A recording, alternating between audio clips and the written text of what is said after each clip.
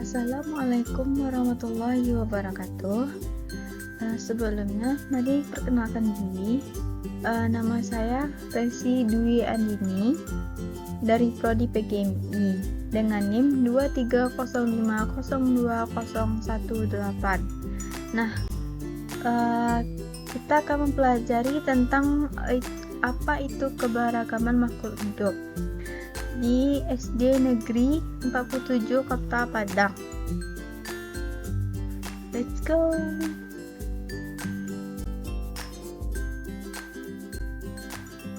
Pelajaran pertama yaitu contoh keanekaragaman jenis-jenis tumbuhan.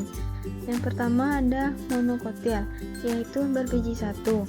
Contohnya jagung, padi, dan pisang. Yang kedua ada dikotil, yaitu berbiji dua.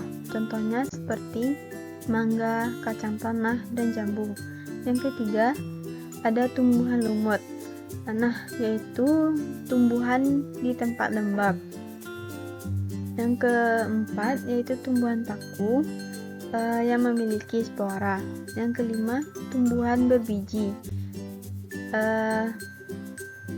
berkembang biak dengan biji.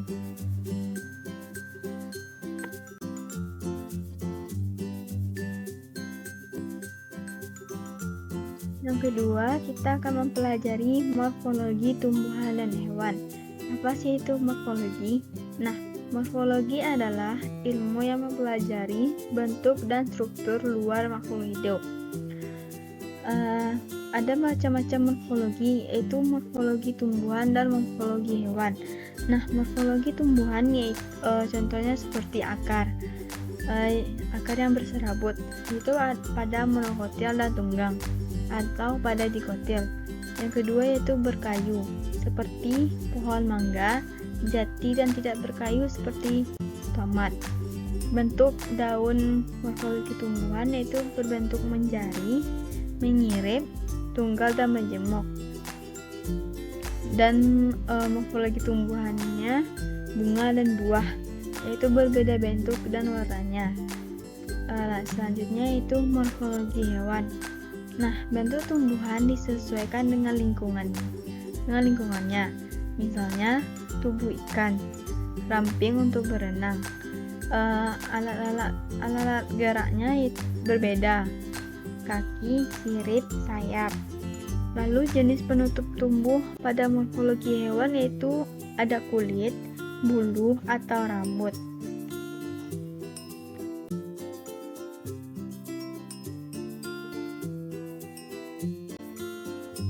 Nah, untuk pembelajaran ketiga yaitu ada habitat tumbuhan dan hewan.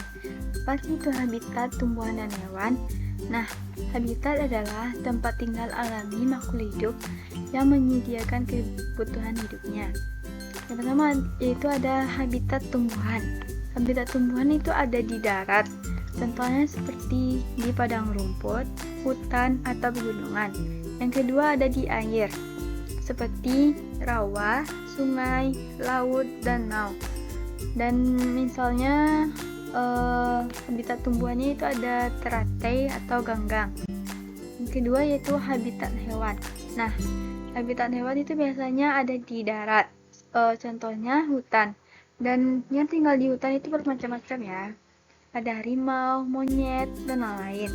Lalu ada di padang pasir. Nah, habitat hewan yang ada di padang pasir itu ada unta. Dan yang terakhir ada gunung.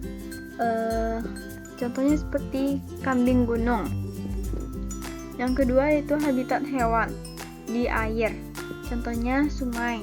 Nah, sungai biasanya ditempati oleh ikan air tawar. Lalu laut. Nah, laut ini biasanya ditinggali oleh hiu, paus, dan ikan-ikan lain-lainnya. Lalu yang ketiga ada udara.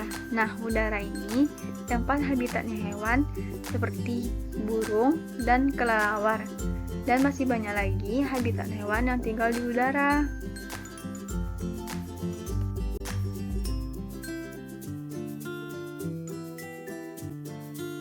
Nah, pembelajaran kita yang keempat itu ada perilaku tumbuhan. Teman-teman tahu nggak sih apa itu perilaku tumbuhan? Nah, perilaku tumbuhan adalah respon tumbuhan terhadap rangsangan lingkungan. Meskipun tumbuhan tidak memiliki otak atau sistem saraf. Contoh perilaku tumbuhan itu ada 4. Yang pertama, fototropisme, yaitu tumbuhan yang tumbuh ke arah cahaya. Yang kedua, geotropisme, yaitu akar tumbuh ke arah gravitasi atau ke bawah atau batang ke atas. Yang ketiga ada tikmotropisme, yaitu seluruh tumbuhan yang melilit pada benda yang disentuh. Yang keempat itu ada nasti, yaitu gerakan cepat yang tidak tergantung arah rangsangan, seperti daun putri malu yang meletup saat disentuh. Selanjutnya kita akan membahas perilaku hewan. Apa sih itu perilaku hewan? Nah, perilaku hewan adalah segala aktivitas atau tindakan yang dilakukan hewan sebagai respon terhadap rangsangan. Hewan memiliki sistem saraf dan otak, sehingga perilakunya bisa lebih kompleks dan beragam. Ada jenis perilaku hewan. Yang pertama yaitu perilaku bawaan atau insting. Contohnya anak ayam yang langsung bisa mematuk makanan. Yang kedua, perilaku belajar. Perilaku yang dipelajari dari pengalaman, seperti anjing yang belajar duduk saat diperintah. Contoh perilaku hewan yaitu ada 4. Yang pertama, berburu makanan. Yang kedua, menjaga wilayah kekuasaan. Yang ketiga, bermigrasi. Yang keempat, merawat anak. Dari pembelajaran yang kita bahas tadi, kita dapat menarik kesimpulan terhadap perilaku hewan, yaitu bersifat otomatis dan lambat, berkaitan dengan pertumbuhan atau gerakan tertentu. Lalu, perilaku hewan bisa berupa gerakan cepat, tindakan kompleks, dan dapat dipelajari. Nah, keduanya bertujuan untuk menyesuaikan diri dengan lingkungan dan mempertahankan hidup mereka.